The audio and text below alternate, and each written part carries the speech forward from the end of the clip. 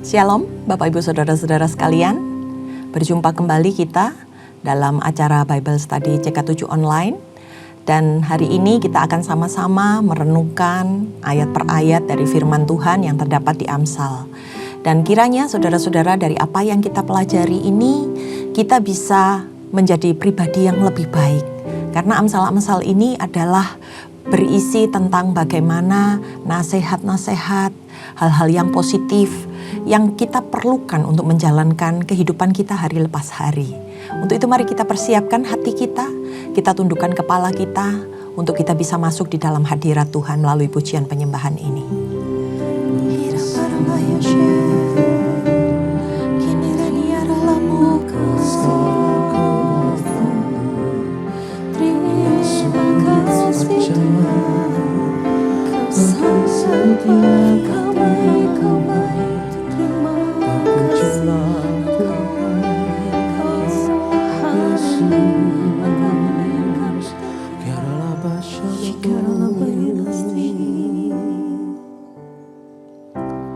Kasih setiamu yang ku rasakan lebih tinggi dari langit biru. Kebaikanmu yang telah kau nyatakan lebih dalam dari lautan. Berkat-Mu yang telah ku terima sempat membuatku terpesona. Apa yang tak pernah ku pikirkan, itu yang Kau sediakan bagiku. Siapakah aku ini, Tuhan? Jadi biji mata-Mu. Dengan apakah ku balas, Tuhan, selain puji dan sembah Kau?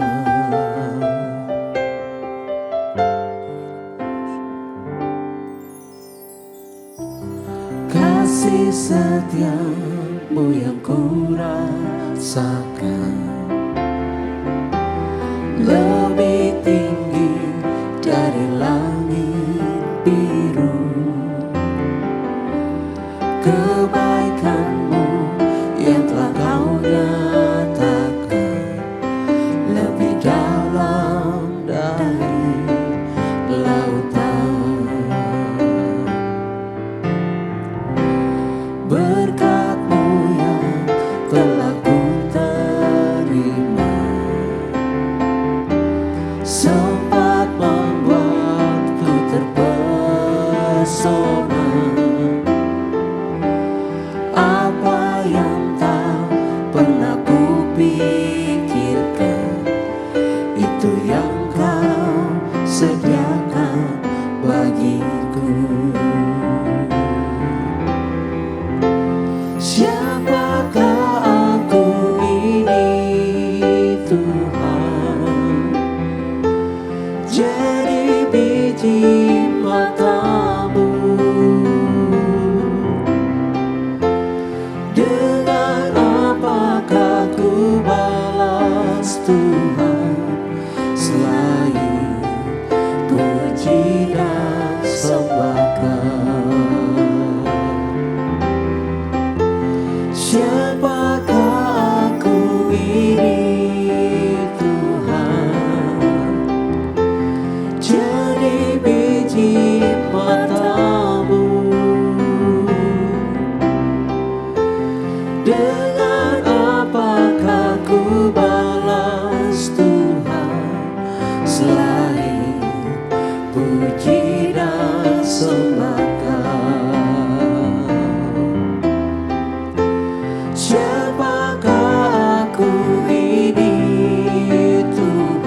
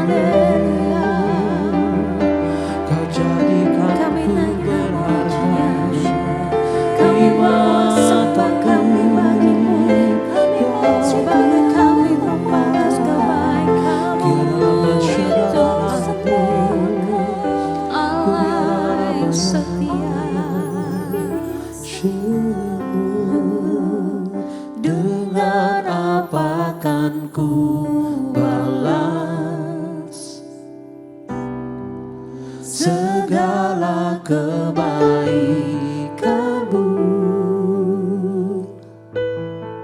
Segenap hatiku menyembah-Mu Yesus. Ku bersyukur padamu. Dengan apa kan ku balas segala kebaikan-Mu?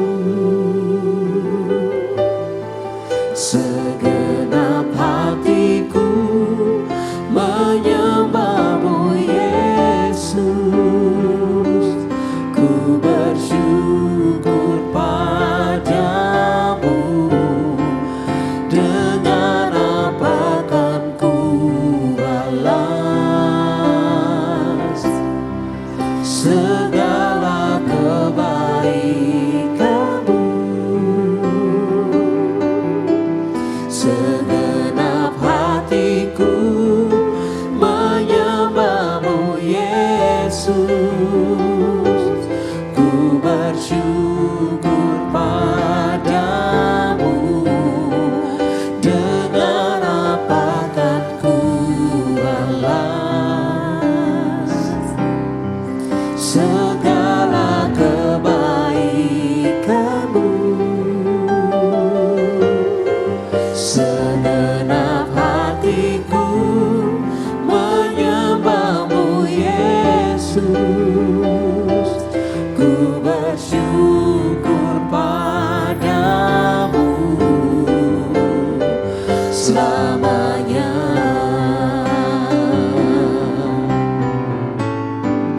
Dengan apa kan ku balas segala kebaikan-Mu?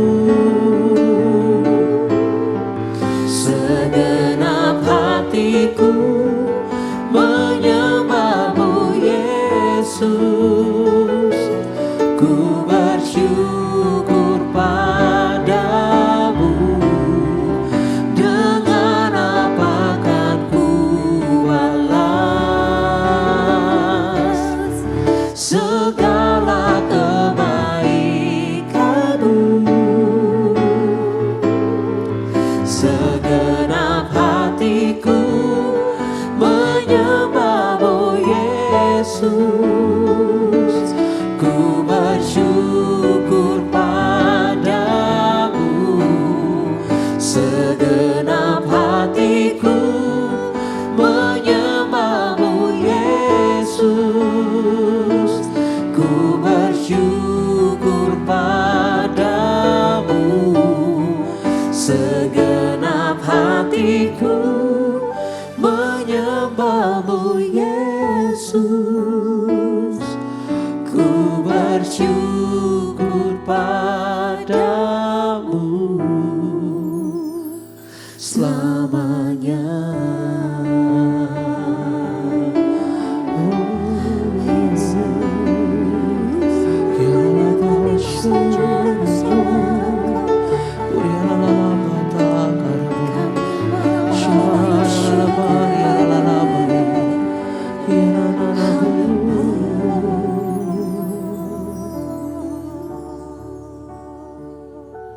Sungguh indah Tuhan, perjalanan kami mengiring Engkau di sepanjang umur hidup kami.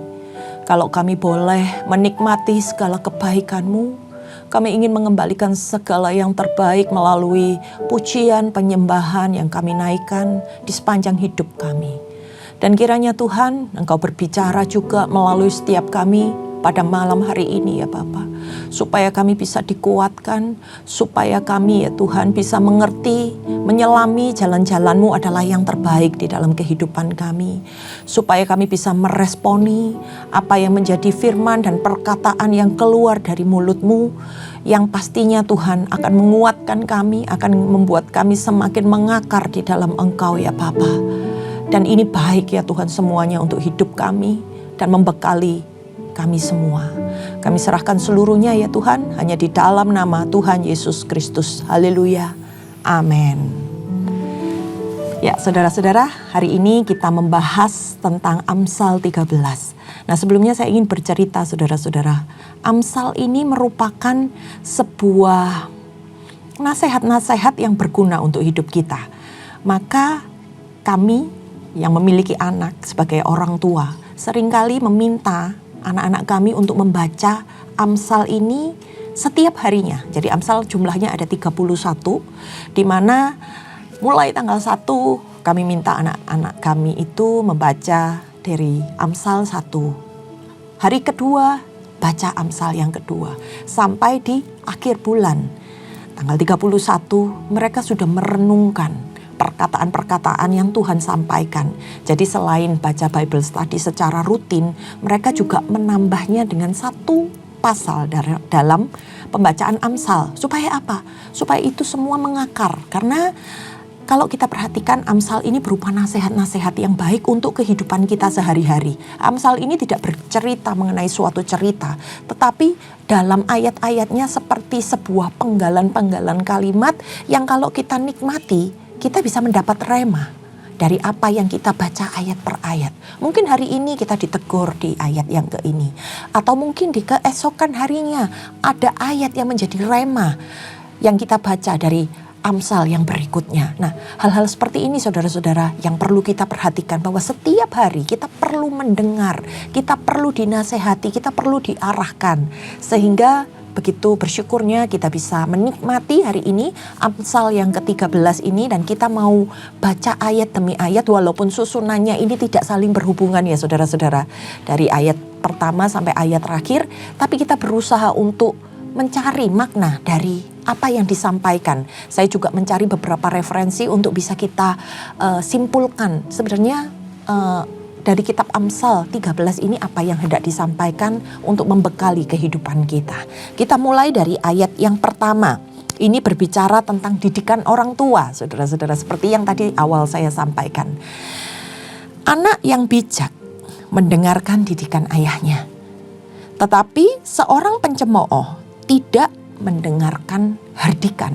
Hardikan ini lebih keras ya saudara-saudara ya. Kalau didikan itu mungkin lebih lembut. Tapi kalau hardikan ini berbicara tentang sebuah kemarahan. Nah, Amsal ini dimulai di ayat yang pertama adalah bagaimana ketika seorang anak itu bisa disebut bijak karena dia mau menerima dan mendengar didikan dari orang tuanya yang benar. Sehingga dia bisa menjalankan kehidupannya dengan benar. Nah, di sini menekankan begitu pentingnya arahan, didikan orang tua. Untuk apa? Mempersiapkan anak-anaknya menjadi seseorang yang memiliki karakter yang baik. Sehingga itu berguna untuk masa depannya. Hari demi hari anak ini semakin didewasakan dengan hikmat untuk hidup takut akan Tuhan. Sementara buat mereka yang menolak nasihat, yang tidak mau dididik, tidak mau menerima teguran dan arahan dari orang tuanya, akan berakibat buruk di masa depan. Antara lain dikatakan di dalam Amsal ini menjadi seorang pencemooh, seorang yang sulit untuk diubah hidupnya. Itu adalah resiko ketika kita tidak mendidik atau ketika kita tidak menerima didikan. Kemudian di ayat yang kedua, dari buah mulutnya seseorang akan makan yang baik, tetapi nafas seorang pengkhianat ialah melakukan kelaliman. Manusia itu dikenal dari apa yang dikatakannya, apa yang dia perbuat. Nah, ketika perkataan dari mulut yang keluar dari mulut kita itu adalah baik dan benar adanya, maka orang-orang yang ada di sekitar kita akan merasa senang. Dan mereka bisa percaya sama kita. Tetapi orang-orang yang mulutnya suka mengatakan hal-hal yang tidak benar. Misalnya saudara-saudara, salah satunya orang yang suka bermulut manis. Apa yang dikatakannya dan apa yang ada dari dalam isi hatinya itu tidak sinkron. Berbeda saudara-saudara. Itu disebut sebagai pengkhianat. Karena ada keinginan lain yang menyelubungi di balik perkataan yang dia keluarkan. Jadi begitu ya saudara-saudara, kita mesti harus paham bagaimana perkataan dan perbuatan kita itu dinilai oleh orang lain. bagaimana kita bisa dipercaya, bagaimana kita bisa menjadi berkat untuk orang lain. Nah, kemudian di ayat yang ketiga, siapa menjaga mulutnya? Masih tentang mulut, saudara-saudara. Memelihara nyawanya. Siapa yang lebar bibir akan ditimpa kebinasaan. Berhati-hatilah ketika kita mengeluarkan perkataan. Karena itu bisa memelihara, tapi juga bisa menghancurkan hidup kita. Nah, ini perlu yang namanya pengendalian diri. Yang bisa melepaskan kita dari permasalahan cuman karena apa yang kita katakan. Nah, sementara emosi yang dilampiaskan dengan kata-kata dapat memancing adanya pertengkaran, pertikaian. Kemudian disebut juga ada lebar bibir. Lebar bibir ini apa? Lebar bibir ini diistilahkan buat orang-orang yang tidak bisa mengontrol perkataannya. Di ayat yang keempat kita baca, hati si pemalas penuh keinginan tetapi sia-sia. Sedangkan hati orang rajin diberi kelimpahan. Nah, orang malas ini biasanya cuma punya angan-angan. Pengen ini, pengen itu. Harapan tapi yang tidak dijadikan sebuah kenyataan yang dia kerjakan. Sehingga apa? Orang malas ini kerjanya gak ada hasilnya. Karena cuma berdasarkan angan-angan. Hanya ingin melakukan. Tetapi orang yang rajin, yang bukan cuman berangan-angan, bukan cuman memiliki harapan-harapan, tapi mereka melakukannya secara nyata dan pasti akan menuai hasil yang berlimpah asal dikerjakan. Ada sesuatu yang dihasilkan. Kemudian di ayat yang kelima, orang benar benci kepada dusta, tetapi orang fasik memalukan dan memburukan diri. Orang yang benar itu pasti gak suka berbohong, saudara-saudara. Dia menjaga kehormatannya untuk selalu mengatakan apa yang benar. Sementara orang-orang yang fasik adalah mereka yang bisa memanfaatkan segala situasi untuk mewujudkan keinginan mereka. Sekalipun harus berkata dusta, harus berbohong. Yang ini akan berakibat suatu saat nanti akan mempermalukan hidupnya, akan dirugikan dengan sikap yang mereka lakukan pada kemudian hari. Di ayat yang ke-6 berbicara tentang kebenaran menjaga orang yang saleh jalannya, tetapi kefasikan mencelakakan orang berdosa. Orang yang saleh itu adalah orang yang selalu menjaga hidupnya benar di hadapan Tuhan. Sehingga dalam sepanjang perjalanan hidupnya, dia akan tetap aman. Berada di dalam perlindungan Tuhan. Karena dia senantiasa dengar-dengaran dan menjaga hidupnya untuk tetap benar di hadapan Tuhan. Sementara orang-orang yang berdosa, yang berjalan di dalam kefasikan, itu bisa membahayakan hidupnya sendiri. Karena suatu ketika nanti akan datang masanya, mereka akan memakan apa yang mereka perbuat. Di ayat yang ke-7, ada orang yang berlagak kaya, tetapi tidak mempunyai apa-apa. Ada pula yang berpura-pura miskin, tetapi hartanya banyak. Di ayat yang ke-7 ini gak ada yang benar ya saudara-saudara. Ternyata keadaan ini gak cuman kita jumpai di kehidupan masa kini. Di mana orang miskin berlagak kaya, orang kaya berlagak miskin. Bahwa banyak ternyata dari zaman dahulu, orang memang juga banyak berpura-pura kaya hanya untuk status. Sementara ada orang yang benar-benar kaya tapi takut memperlihatkan kekayaannya. Karena apa? Karena takut harus melakukan sesuatu atau membayar sesuatu. Yang seperti ini, yang hari-hari ini kita alami ya. Kita banyak melihat bahwa mereka takut ketika mereka harus memberikan sesuatu atau melakukan kewajiban mereka. Nah, pelajaran kita dari ayat ini adalah jangan menilai orang dari penampilannya. Selanjutnya di ayat yang ke-8 masih berbicara tentang kekayaan, saudara-saudara. Kekayaan adalah tebusan nyawa seseorang. Tetapi orang miskin tidak akan mendengar ancaman. Jadi orang kaya ini punya kelebihannya. Tapi orang miskin hidup di dalam kekurangannya. Orang kaya dengan kelebihannya mereka seringkali takut kehilangan kekayaannya.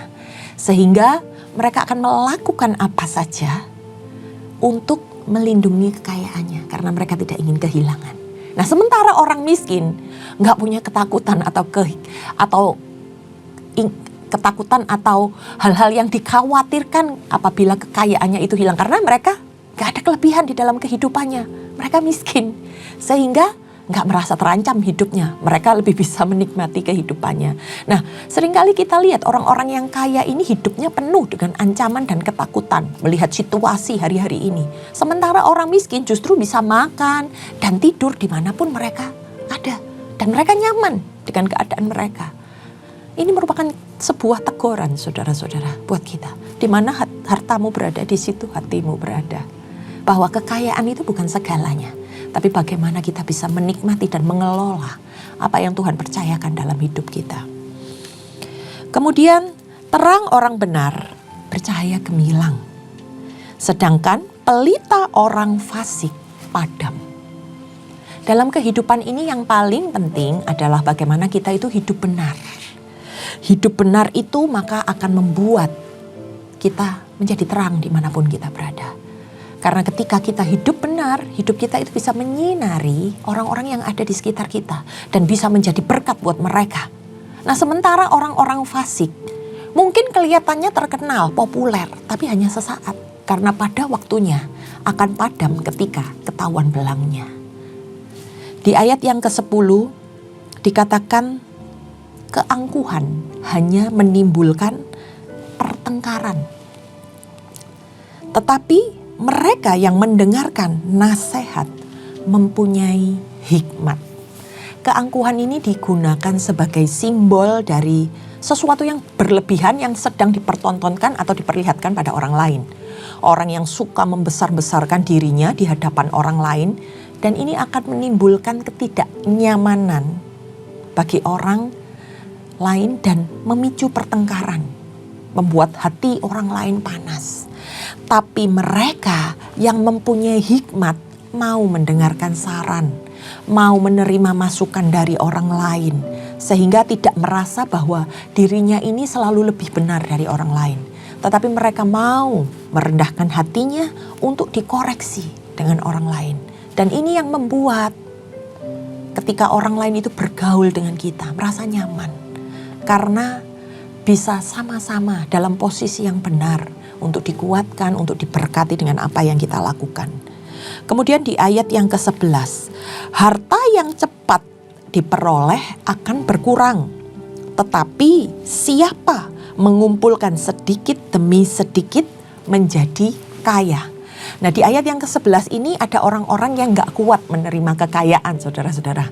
Di mana yang menyebabkan kehidupan mereka itu langsung ketika menerima kekayaan yang begitu melimpah, langsung berubah gaya hidupnya. Untuk mendapat pengakuan dalam masyarakat. Sehingga apa yang mereka hasilkan itu dalam waktu sekejap bisa habis. Diistilahkan hari-hari ini orang kaya baru gitu ya. Yang muncul, yang berusaha mengekspos kekayaannya. Dan ayat ini menyinggung buat orang-orang yang mengumpulkan kekayaan dengan cara yang salah. Sehingga dengan instan mereka bisa menjadi orang-orang yang kaya seketika. Mungkin bisa jadi mereka menipu. Mungkin bisa jadi mereka mengorbankan orang lain. Atau bahkan menggunakan kuasa-kuasa kegelapan. Nah, dari sini saudara-saudara, apa yang mereka peroleh bisa cepat habis. Karena apa yang mereka kerjakan itu adalah segala sesuatu yang sifatnya instan. Nah, sementara orang-orang yang bekerja hari demi hari dengan tekun mengumpulkan sedikit demi sedikit, itu yang akan menjadi berkat yang sesungguhnya. Berkat yang cukup yang Tuhan tambah-tambahkan di dalam kehidupan kita setiap harinya. Ayat yang ke-12, harapan yang tertunda memang menyedihkan hati ya saudara-saudara. Tetapi keinginan yang terpenuhi adalah pohon kehidupan. Nah, di ayat yang ke-12 ini temanya sudah beda dengan ayat-ayat yang sebelumnya. Di sini berbicara tentang harapan yang tertunda, yang membuat hati kita sedih. Orang yang menanti-nantikan sesuatu dalam jangka waktu yang lama, itu diperlukan yang namanya kesabaran. Dan ketika itu tergenapi, maka akan membuat hati kita bersuka cita. Ayat selanjutnya, siapa meremehkan firman, ia akan menanggung akibatnya. Tetapi siapa taat kepada perintah akan menerima balasan. Ini peringatan untuk kita tetap selalu taat akan firman. Dan efek yang kita terima ketika kita meremehkan firman Tuhan. Ketika kita mengabaikan jalan-jalan yang Tuhan tunjukkan dalam kehidupan kita. Ajaran orang bijak adalah sumber kehidupan. Sehingga orang terhindar dari jerat-jerat maut. Firman Tuhan mengatakan, belajarlah dari orang-orang bijak. Orang-orang yang telah melewati fase-fase hidup yang mungkin hari ini sedang kita jalani, saudara-saudara. Sedang berusaha kita lewati. Di mana mereka adalah orang-orang yang tetap menjaga kehidupannya dalam kebenaran, sekalipun mereka melewati pergumulan hidup. Belajar dari kisah hidup mereka. Sehingga dari sana kita bisa memperoleh sebuah hikmat, sebuah pengajaran. Sehingga kita memiliki pengetahuan untuk terhindar dari hal-hal yang salah. Di ayat yang ke-15, saudara-saudara, akal budi yang baik mendatangkan karunia. Tetapi jalan pengkhianat mencelakakan mereka. Ayat 15 ini berbicara tentang bahwa akal budi itu berasal dari Tuhan. Dan tentunya segala sesuatu yang berasal dari Tuhan itu akan menghasilkan hal-hal yang baik. Berdasarkan apa? Tuntunan Tuhan. Tetapi ketika kita mendengarkan nasihat atau masukan dari orang yang salah, di dalam ayat ini disebut sebagai pengkhianat-pengkhianat, itu akan mencelakakan hidup kita. Maka hati-hati ketika kita mendengarkan, hati-hati ketika hati kita menerima sesuatu. Kita punya hikmat untuk bisa memilah-milah apa yang benar di dalam Tuhan dan apa yang salah. Di ayat yang ke-16 dikatakan, orang cerdik bertindak dengan pengetahuan, tetapi orang bebal membeberkan kebodohan. Tindakan kita itu hendaknya dipengaruhi dari pengetahuan akan segala sesuatu yang benar. Sementara orang-orang yang bebal, orang-orang yang melakukan dosa itu seringkali gak kepengen untuk ditegur sama Tuhan, dinasehati oleh Tuhan. Sehingga dia menghindarkan diri dari pengetahuan apa yang benar. Dia tahu itu benar, tapi dia tidak mau melakukannya. Mendengar pun dia tidak mau. Di ayat yang ke-17, utusan orang fasik menjerumuskan orang ke dalam celaka. Tetapi duta yang setia mendatangkan kesembuhan. Nah, di ayat yang ke-17 ini ada pakai dua tokoh, utusan orang fasik. Itu berbicara tentang orang yang dikirim dari orang jahat, yang efeknya bisa menjerumuskan kita dalam sebuah celaka. Nah, kemudian satu tokoh lagi adalah duta. Duta ini berbicara sesuatu yang menjadi kebanggaan yang dipertontonkan kepada orang lain, di mana segala sesuatu yang dilakukannya itu mencerminkan hal-hal yang baik yang sudah dia kerjakan, sehingga mendatangkan kesembuhan atau pemulihan di dalam kehidupannya. Saudara-saudara, iblis itu datang sebagai utusan orang fasik ini, yang tugasnya hanya menghancurkan dan membinasakan manusia. Tetapi Yesus datang untuk memulihkan kita dan untuk menyelamatkan manusia. Di ayat yang ke-18 berbicara tentang kemiskinan dan cemooh menimpa orang yang mengabaikan didikan. Tetapi siapa mengindahkan teguran, maka ia akan dihormati. Di ayat yang ke-18 ini berbicara tentang bagaimana orang-orang yang menghindar dari didikan, yang tidak mau mendengar didikan, itu akan menjadi miskin di dalam kehidupannya. Karena dia hanya berpikir tentang pemahaman-pemahaman yang menurut dirinya benar dan hanya mendengarkan orang-orang yang mungkin juga berjalan dalam sesuatu yang salah. Tetapi mereka yang mau merendahkan hati, mau untuk dinasehati, akan diarahkan hidupnya untuk bisa memperoleh berkat. Di ayat yang ke-19 berbicara tentang keinginan yang terlaksana menyenangkan hati.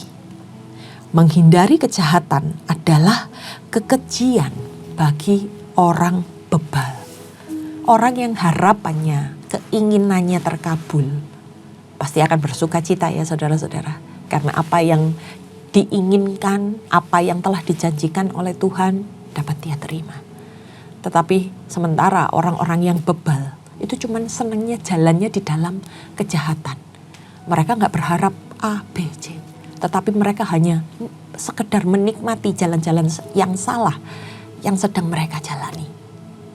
Di ayat yang ke-20, siapa bergaul dengan orang bijak akan menjadi bijak. Tetapi siapa berteman dengan orang bebal menjadi malang. Di ayat yang ke-20 ini saudara-saudara sering digunakan dalam kehidupan sehari-hari untuk mengingatkan kita. Bagaimana pentingnya kita di dalam memilih teman, masuk di dalam sebuah komunitas, supaya membuat kita menjadi orang yang bijak dan menghindarkan kita dari kefasikan atau orang-orang bebal. Ayat yang ke-21, orang berdosa dikejar oleh malapetaka, tetapi ia membalas orang benar dengan kebahagiaan. Amin. Ini merupakan sebuah sebab akibat yang dihasilkan. Kalau orang yang berdosa, orang yang suka melakukan hal-hal yang Tuhan tidak suka, akan ditimpa oleh kemalangan. Sementara orang yang benar hidupnya hanya akan menonton dan menunggu waktunya. Waktu yang tepat untuk kita bisa memperoleh kebahagiaan sebagai hasil atau upah kita dalam menjalankan kebenaran dalam hidup kita. Ayat yang ke-22, orang baik meninggalkan warisan bagi anak cucunya, tetapi kekayaan orang berdosa disimpan bagi orang benar. Ini enak banget ya saudara-saudara. Apa yang dilakukan oleh orang-orang yang baik, dia meninggalkan sebuah warisan bagi keturunannya, bagi anak cucunya. Sementara orang-orang yang berdosa, mereka mengumpulkan harta kekayaan, tapi gak bisa selamanya mereka bisa menikmati kekayaan tersebut. Karena apa? Karena berkat Tuhan saja yang membuat kita kaya. Di mana kita mampu untuk menikmati segala sesuatu yang berasal dari Tuhan karena apa yang kita kerjakan. Ayat yang ke-23, huma orang miskin menghasilkan banyak makanan. Tetapi ada yang lenyap karena tidak ada keadilan. Nah, orang-orang miskin ini bisa menghasilkan banyak dari apa? Dari kerajinannya. Mereka rajin, mereka bekerja. Tapi seringkali ini dipergunakan oleh orang-orang kaya yang jahat, yang bersikap tidak adil, dengan mengambil hak orang lain untuk memperkaya diri mereka. Di ayat yang ke-24 dikatakan, siapa tidak menggunakan tongkat benci kepada anaknya. Tetapi siapa mengasihi anaknya, menghajar dia pada waktunya. Ini peringatan saudara-saudara buat para orang tua. Bagaimana anak itu harus mendapat didikan dari orang tua. Tongkat ini berbicara tentang hukuman. Ketika apa? Ketika anak kita melakukan kesalahan. Ketika anak kita melakukan penyelewengan, itu harus dihukum. Berbicara dengan tongkat, boleh dihukum. Asal memang dia melakukan kesalahan. Untuk apa? Supaya dia bisa mengarahkan dirinya kepada jalan yang benar. Tongkat ini berbicara tentang didikan. Dan bagaimana kita mengajarkan mereka bahwa ketika kamu melakukan sesuatu yang salah, ada sakit. Jangan diulangi lagi. Supaya kehidupan yang selanjutnya kamu bisa melakukan dengan benar. Ayat terakhir, 25. Orang benar makan sekenyang-kenyangnya, tetapi perut orang fasik menderita kekurangan. Artinya apa saudara-saudara? Orang yang hidupnya benar itu pasti dipelihara oleh Tuhan.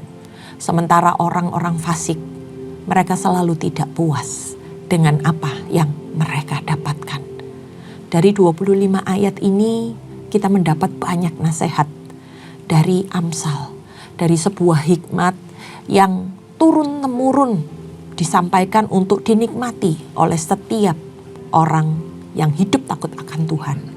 Jika saudara-saudara diberkati, jika saudara-saudara menerima suatu message dari Tuhan, kiranya itu gak cuma sekedar kita dengar, tetapi kita lakukan dan kita bagikan kepada mereka yang membutuhkan. Hari ini kita belajar ayat demi ayat untuk kita semakin mengerti apa yang Tuhan sampaikan melalui kitab Amsal ini dan bagaimana cara kita untuk bisa melakukannya. Mari kita tundukkan kepala saudara-saudara, kita siapkan hati kita. Terima kasih Tuhan buat segalanya. Kami mengerti dan kami mau menjadi bagian dari segala perintah-perintah Tuhan, dari segala nasihat-nasihat yang kami dapat hari ini ya Bapa. Jadikan kami ini pelaku firman-Mu ya Bapa. Jadikan kami ini penyambung lidah-Mu, supaya melalui apa yang kami katakan, apa yang kami perbuat dapat memberkati orang-orang yang ada di sekitar kami ya Tuhan. Beracaralah dalam hidup kami mau serahkan seluruhnya Tuhan, hidup kami di dalam nama Tuhan. Terima kasih ya Tuhan, hanya di dalam nama Tuhan Yesus. Haleluya, amin. Baik, terima kasih saudara-saudara, sampai bertemu di hari berikutnya. Tuhan Yesus memberkati.